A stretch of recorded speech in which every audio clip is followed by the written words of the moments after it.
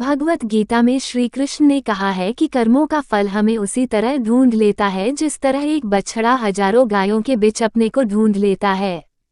कर्म फल इंसान को भोगना ही पड़ता है। हमारे किए गए कर्म हमें ढूंढ ही लेते हैं, फिर चाहे वो कर्म अच्छे हो या बुरे हो। लेकिन हम लोग इस बात को ज़्यादा गंभीरता से नहीं लेते और हमें लगता है कि कर्म फल जैसा कुछ नहीं होता। हम अक्सर उन लोगों के बारे में बात करते हैं जो दूसरों के साथ बुरा करते हैं, लेकिन फिर भी कोई उनका कुछ नहीं कर पाता। यही सोचकर हमसे ज़्यादातर लोग बुरे काम करने लग जाते हैं। हम सब यह भूल जाते हैं कि कर्मों का हिसाब कभी भी तुरंत नहीं होता। किसी के साथ बुरा करने वाला भले ही आज सुखी हो, लेकिन कभी ना कभी उसे उसके कर्मों का फल भोगना ही पड़ेगा। बहुत समय पहले की बात है। शहर से दूर गांव में एक दुकानदार था जो अपने ही गांव से एक व्यक्ति से रोजाना 1 किलोग्राम मक्खन खरीदा करता था। वह दुकानदार कई सालों से उस व्यक्ति से मक्खन की खरीदारी कर रहा था। एक दिन उस दुकानदार ने सोचा कि मैं रोज इस व्यक्ति से मक्खन खरीदता हूँ, लेकिन बहुत समय से मैंने इसके मक्खन का वजन तौलकर नहीं देखा। कल तौलकर देखूंगा कि ये मक्खन 1 किलोग्राम से कम तो नहीं देता। अगले दिन जब वो व्यक्ति मक्खन देकर गया, तब वो दुकानदार ने मक्खन का वजन किया तो देखा मक्खन सिर्फ 900 ग्राम है। उस दुकानदार को काफी गुस्सा आ गया।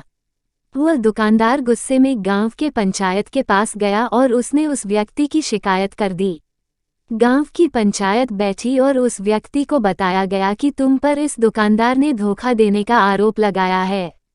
तुम इस दुकानदार को देने वाले मक्खन में हेरा फेरी करते हो और हर बार तुम इसे 1 किलोग्राम मक्खन की जगह सिर्फ 900 ग्राम देते हो।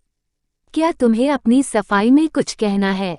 वो व्यक्ति बोला, सरपंच जी, मैं तो एक गरीब आदमी हूँ, मेरे पास वजन तौलने के लिए सही माप नहीं है। मैं रोज इस दुकानदार से अपने लिए 1 किलो गेहूँ खरीदता हूँ और अगले दिन उसी गेहूँ को तराजू के एक तरफ रखकर इस दुकानदार के लिए मक्खन तौलता हूँ।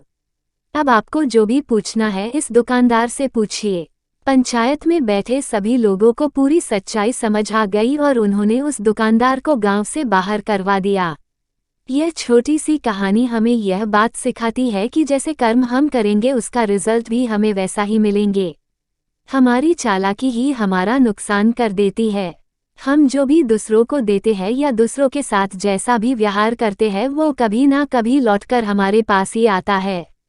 किसी के साथ अच्छा करोगे तो आपके साथ भी अच्छा ही होगा, उसी तरह किसी का बुरा सोचोगे और बुरा करोगे तो आपके साथ भी बुरा ही होगा। जिसे दुकानदार को अपने ही चालाकी से नुकसान झेलना पड़ा, उसी तरह हमें भी अपने कर्मों की वजह से कभी ना कभी नुकसान झेलना ही पड़ता है। दूसरों के साथ हमें बुरा करके हमें 1, 2 या 10 बार बच सकते हैं, लेकिन एक ना एक दिन उसका परिणाम हमें भुगतना ही पड़ता है। हम अपने कर्मों के फल से नहीं भाग सकते हैं। बुरे करने वाले के साथ बुरा ही होता है, फिर चाहे वह आज हो या आने वाले 1 साल बाद हो। उसी तरह अच्छा करने वालों के साथ अच्छा ही होता है। कई बार हमें यह लगता है कि दूसरों के साथ गलत करके हम बच जाएंगे, लेकिन ऊपर वाला हर किसी के कर्मों को देखता है और उनका हिसाब रखता भी है और ज़रूरत पड़ने पर हिसाब बराबर भी कर देता है। इसलिए कभी भी गलत ना करो और ना ही कभी यह सोचो कि उल्टे सीधे काम करके हम बच जाएंगे। जिंदगी को बेहतर तरीके से जियो, ईमानदार बनो। ज़्यादा कमाने या फिर सिर्फ अपना ही फ़ायदा देखने के चक्कर में किसी के साथ गलत कभी ना करो। हमेशा याद रखो, जो जैसा करेगा वह वैसे भरेगा।